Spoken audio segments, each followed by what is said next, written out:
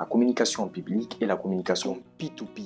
La communication en public, il faut comprendre que tu partages ta conviction. Et le public, tu dois simplement être là à partager ta conviction.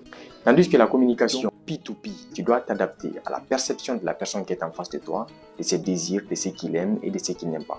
À ce niveau, tu n'as pas besoin d'être éloquent. Tu as juste besoin de t'adapter à la personne qui est en face de toi. Si vous avez bien remarqué, nous avons tous des potes qui nous expliquent mieux des choses, mieux que notre professeur, mieux que nos meilleurs professeurs.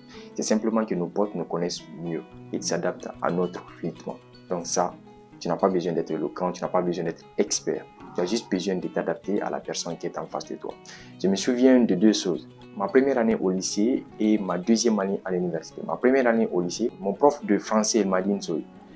La façon de dire est beaucoup plus importante de ce qu'il dit. Ça revient à dire que tu dois t'adapter à la personne qui est en face de toi. Tu dois vraiment t'adapter parce que si tu ne t'adaptes pas à la personne qui est en face de toi, il va prendre ton message autrement. Donc, deuxièmement, c'est de comprendre l'intelligence émotionnelle. Et c'est le livre que mon prof m'avait recommandé quand je faisais à l'université en deuxième année. C'est le livre de Daniel Goleman, L'intelligence émotionnelle. Donc, c'est un livre vraiment important qui pourrait vous aider à comprendre la psychologie de l'être humain afin de se mettre à la place de l'autre. Parce que si vous ne vous adaptez pas à la personne qui est en face de vous, il aura du mal à vous comprendre. Si la communication est quelque chose qui t'intéresse, abonne-toi, on se retrouve pour une nouvelle vidéo. On est ensemble surtout, never give up.